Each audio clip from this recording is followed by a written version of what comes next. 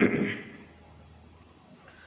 Students, आज की इस वीडियो में देखेंगे इम्यून सिस्टम के सेकंड पार्ट, जिसमें हम देखेंगे एक्वायर्ड इम्यूनिटी। ठीक है, इससे पहले हमने देखा था इनेट इम्यूनिटी, जो कि इसी थी सहज प्रतिरक्षा की। ठीक है, सहज प्रतिरक्षा में हमने क्या क्या देखा था कि सहज प्रतिरक्षा में जन्म से मिल रही है, और दूसरी नॉन स्पेसिफिक है। नॉन स्पेसिफिक का मतलब ये हुआ कि ये ऑल नेचर के लिए, यानी कि जो नेचुरल इन्फेक्शन है उन्हीं के लिए, सबके लिए कारगर। ये नहीं कि पर्टिकुलर जैसे जुकाम हुआ तो उसी के लिए, ठीक है, बुखार हुआ तो इसी के लिए, सभी डिजीज के लिए क्या है, एक तरह से ऑल नेचुरल इन्फेक्शन के लिए क्या कारगर है। वह है क्या, अपनी इनेट प्रतिरक्षा। ठीक है, इनेट प्रतिरक्षा में हमने फिर इसको दो डिफेंस लाइन में बांटा था, फर्स्ट और सेकेंड। फर्स्ट में हमने देखा फिजिकल, फिर फिजियोलॉजी, और उसमें हमने देखा साइटोकाइन। ठीक है, और फिर हमने देखा कि ये नॉन स्पेसिफिक है। इसमें फिर हमने देखा स्किन, देखा म्यूकस का, देखा फिर हमने देखा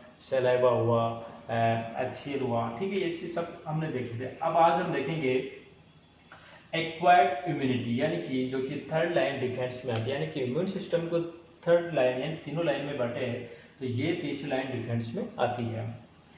इसके बाद हम देखें कि जो एक्वायर्ड इम्यूनिटी होती है ये हमें आफ्टर बर्थ के बाद मिलती है। ये हमने कल ही देख लिया था, इससे पीछे वाले वीडियो में, आफ्टर बर्थ के बाद। और ये दूसरी बात, ये स्पेसिफिक होती है। ठीक, अब इसको हम समझे कि ये बी लिम्फोसाइट व टी लिम्फोसाइट का आधार है, यानी कि जो एक्वायर्ड है या अर्जित प्रतिरक्षा है। अर्जित का मतलब है यानी कि जो हमें जन्म के पश्चात प्रतिरक्षा प्राप्त होगी। ये जो प्रतिरक्षा में प्राप्त होगी, ये वैक्सीन के रूप में हमें हमारी बॉडी में डेवलप करने का काम होगा। यानी कि वैक्सीन के रूप में हमारी बॉडी में एंटीबॉडी तैयार होकर एक तरह से अर्जित प्रतिरक्षा तैयार हो रही है। ये कौन सी है, एक्वायर्ड या फिर अर्जित है। और दूसरी बात, जो अर्जित जो इम्यूनिटी है वो एक तरह से वैक्सीन के रूप में, जैसे कि हमने कोरोना का वैक्सीन लगाया, फिर कोरोना का स्ट्रेन चेंज हुआ तो फिर उसकी अलग से वैक्सीन होगी, यानी कि पर्टिकुलर डिजीज के लिए एक वैक्सीन तैयार होगी। ठीक है, फिर हम देखें, हमने देख लिया कि बी लिम्फोसाइट, यानी कि एक तरह से बी लिम्फोसाइट हम आगे समझेंगे कि बी लिम्फोसाइट हमारे बॉडी में एक तरह से प्रोटीन की सेना, यानी कि प्रोटीन का एक कवच तैयार करता है, एक एंटीबॉडी तैयार करती है। वही क्या करती है, पैथोजन यानी रोगजनक कारकों को नष्ट करने का कार्य करती है। दूसरी बात, जो एक्वायर्ड इम्यूनिटी होती है वो बाहर से मिलती है हमें। वो क्या करती है, हमारे शरीर में जो बाहर से एंटीजन आते हैं उनके विरुद्ध हमारे शरीर में एंटीबॉडी बनाने का कार्य करती है। टी लिम्फोसाइट, हाँ, टी लिम्फोसाइट क्या करती है, एक तरह से जो बी लिम्फोसाइट एंटीबॉडी बनाती है उसकी हेल्प करने में काम करती है। जिसमें भी टी लिम्फोसाइट की कई प्रकार है, जिसमें टी हेल्पर, टी किलर, तो टी हेल्पर सेल इसमें हेल्प करती है। तो स्टार्ट करते हैं हम। इसमें देखें हम एक्वायर्ड में क्या क्या है, कि इसकी विविधता में क्या क्या देखने मिलेगा, यानी कि फीचर्स में स्पेसिफिक हमने देख लिया कि ये पर्टिकुलर डिजीज के लिए पर्टिकुलर वैक्सीन तैयार करेगी। ठीक है, विभेदन की क्षमता, यानी कि हर पैथोजन को पहचानने की क्या इसमें कैपेबिलिटी होगी। मेमोरी, यानी कि मेमोरी का मतलब यह है कि मेमोरी और सेल नॉन सेल और विविधता, विभेदन है, ये डाइवर्सिटी है। विविधता का मतलब अपन मेमोरी और डिस्क्राइबिलिटी को हम अभी डायग्राम से समझेंगे। ठीक है, विविधता को अपन समझे एक तरह से है कि विविधता जो होती है, यानी कि हर सेल में अलग अलग प्रकार की विविधता देखने को मिलेगी। डिस्क्रिमिनेटी, यानी कि कहने का मतलब है कि जो अर्जित प्रतिरक्षा होती है उसमें क्या होती है, सेल और नॉन सेल, यानी कि एक तो अपनी ही कोशिका, क्या पता इतनी हाइपर हो जाए कि खुद की कोशिका को नष्ट करने लग जाए। यानी कि एक तरह से इसमें क्या कैपेसिटी होती है पहचानने की, एक तो सेल और नॉन सेल। एक तो अपनी खुद की सेल है, ठीक, अगर खुद की सेल है तो कोई रेस्पॉन्स नहीं करेगी।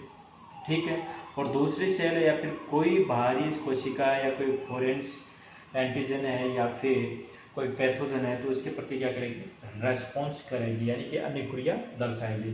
ठीक है, अब हम देखेंगे कि मेमोरी किस प्रकार से तैयार होती है और ये रेस्पॉन्स किस प्रकार से तैयार होता है।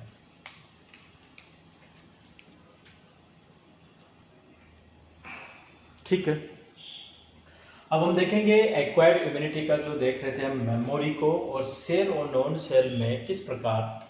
देखो, हमने देखा है तो मेमोरी की बात कर रहे हैं, ठीक, और दूसरा हम बात कर रहे हैं किसकी, सेल और नॉन सेल में, अगर सेल होगी खुद की तो कोई रेस्पॉन्स नहीं होगा, और नॉन सेल या कोई कोशिका या फिर कोई भी पैथोजन आ रहा है या कोई रोगजनक आ रहा है तो उसके प्रति क्या होगा, रेस्पॉन्स होगा। ठीक है, अब हम समझे कि जैसे कि अपनी बॉडी में हम बात करें, जैसे कोई भी रोग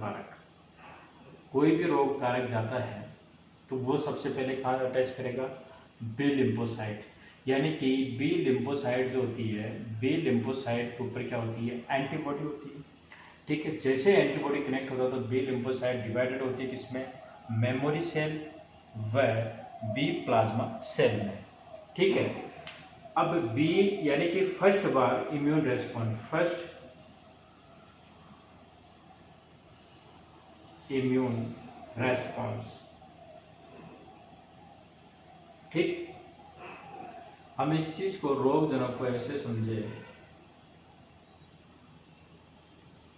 ये कोई रोगजनक जाएगा बी लिम्फोसाइट को अटैक करेगा तो बी लिम्फोसाइट डिवाइडेड हो जाएगी दो सेल में, मेमोरी सेल और बी प्लाज्मा में।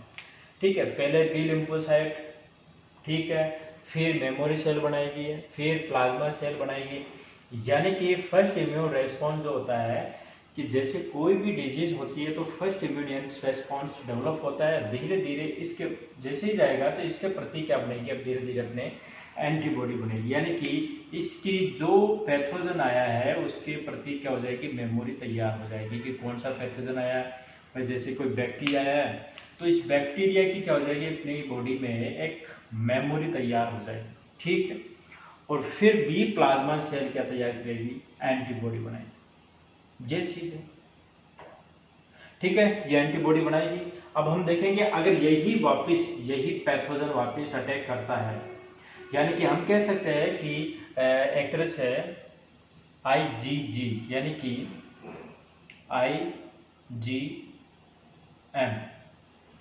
फर्स्ट इम्यून रेस्पॉन्स के लिए ये एंटीबॉडी जिम्मेदार होती है, यानी कि यहाँ पर IgM की मात्रा ज़्यादा है। ठीक है, अब जैसे ही वापिस यही पैथोजन जाता है और अटैक करता है तो अब बी लिम्फोसाइट तैयार, मेमोरी सेल तैयार नहीं करेगी, यानी कि अब बी लिम्फोसाइट फिर डिवाइडेड होगी, ऐसा प्रोसेसिंग नहीं होगा। अब सीधे क्या होगी, अटैक होगा मेमोरी सेल का। मेमोरी सेल जैसे ही वही पैथोजन आता है, यानी कि सेकेंड इम्यून रेस्पॉन्स, सेकेंड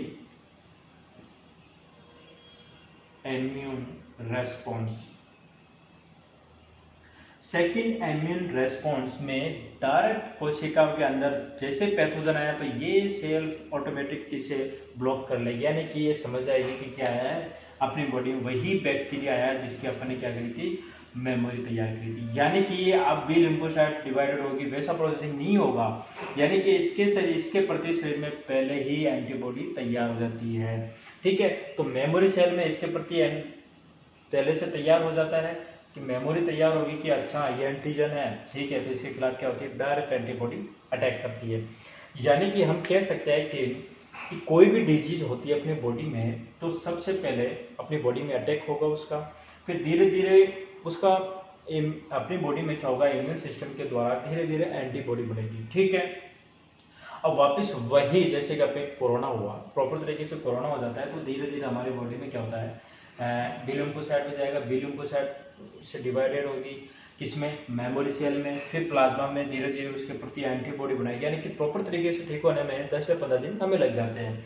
लेकिन जब भी आपको सेकेंड बार कोरोना होता है तो उसके प्रति ऑलरेडी अपनी बॉडी में क्या रहती है, एंटीबॉडी तैयार रहती है। तो जैसे ही सेकेंड बार यानी कि फर्स्ट इम्यून रेस्पॉन्स स्लो, ठीक है, फर्स्ट इम्यून रेस्पॉन्स स्लो होगा, धीरे धीरे होगा, सेकेंड इम्यून रेस्पॉन्स जाएगा, जैसे ही बॉडी के अंदर जाएगा तो मेमोरी सेल उसे ब्लॉक कर लेगा, यानी कि पहचान जाएगा अच्छा कोरोना है, ठीक है, एंटीबॉडी तैयार है पहले से, और इसे खत्म करने का काम करती है। तो ये हो गया अपने फर्स्ट एनकाउंटर और एक सेकंड एनकाउंटर। ठीक है, आप समझ गए कि रेस्पॉन्स अनुक्रिया क्या होती है।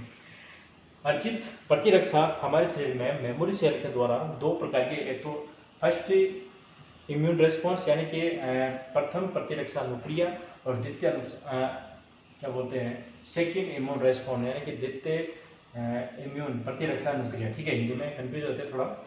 फर्स्ट इम्यून रेस्पॉन्स क्या होगा, सेल में पहले मेमोरी तैयार हो जाएगी और सेकेंड इम्यून रेस्पॉन्स में पहले से तैयार हुए मेमोरी एंटीबॉडीज इसे खत्म करने का काम करेगी। ठीक है, ठीक है।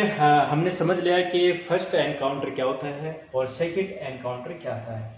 ठीक है, कहने का मतलब जब भी हमारे बॉडी में किसी चीज़ का, आज हम सब देखते हैं इसी चीज़ को, जब हम छोटे छोटे बच्चे थे, आज छोटे बच्चों के पहले वैक्सीन तैयार होती है, वैक्सीन लगता है, तो वैक्सीन इसलिए लगता है कि भविष्य में ये डिजीज इसके ना हो, यानी कि फर्स्ट इम्यून रेस्पॉन्स पहले से, देखो फर्स्ट इम्यून रेस्पॉन्स स्लो क्यों होगा, क्योंकि बी लिम्फोसाइट के पास जाएगा, तो बी लिम्फोसाइट डिवाइडेड होगी मेमोरी सेल में, फिर प्लाज्मा सेल में, तो मेमोरी में आएगा क्या कि बैक्टीरिया है। ठीक है, इसे इसने लिख लिया अपने दिमाग में कि अच्छा बैक्टीरिया आया, ठीक है, फिर ये कहेगी बात चलो खत्म करो, धीरे धीरे इसको टाइम लगेगा। अब जब वापस वही बैक्टीरिया अटैक करेगा तो मेमोरी सेल में पहले से डाटा तैयार, अच्छा वही बैक्टीरिया, ठीक है खत्म करो, इतना टाइम नहीं लगेगा। ठीक है, क्योंकि अपने शरीर में पहले से ऑलरेडी एंटीबॉडी तैयार हो जाती है। ठीक है, तो हम कह सकते हैं कि जब फर्स्ट रेस्पॉन्स होगा तो डॉक्टर हमें ये कहते हैं कि जब आईजीएम पहले दर्शाते हैं, आईजीएम। ठीक है, फिर जैसे ही सेकेंड इम्यून रेस्पॉन्स होता है तो डॉक्टर वैसे ही कह देते हैं कि अच्छा आपके वही पैथोजन ने अटैक किया है। ठीक, अब हम देखेंगे कि थोड़ा एंटीजन के बारे में बात करें कि एंटीजन क्या है। कि एंटीजन एक प्रोटीन शर्करा का एक ऐसा अणु जो प्रतिरक्षा या एंटीबॉडी बनाने के लिए प्रेरित करे, वो क्या कहलाएगा, एंटीजन कहलाएगा। यानी कि कोई भी पैथोजन, कोई भी रोगकारक, कोई भी सूक्ष्म जीव आ रहा है हमारी बॉडी में, और ये जो प्रोसेसिंग है, जैसे कोई बैक्टीरिया है, कोई, हम इस चीज़ को यहाँ से ओरिएंट समझे कि जैसे कोई प्रोटीन गया, कोई शर्करा अणु गया, वो हमारी बॉडी में गया और हमारे इम्यून सिस्टम को प्रेरित कर रहा है, ये इम्यून सिस्टम में गया, ठीक है, तैयार हुआ डाटा, और एक एंटीबॉडी यानी कि प्रतिरक्षा बनाने के लिए तैयार कर रहा है, प्रतिरक्षा को तैयार कर रहा है, तो इसे अपन क्या बोलेंगे, एंटीजन कहेंगे। इसके नेक्स्ट वीडियो हम देखेंगे एंटीबॉडी डायग्राम को सही समझेंगे। Thank you.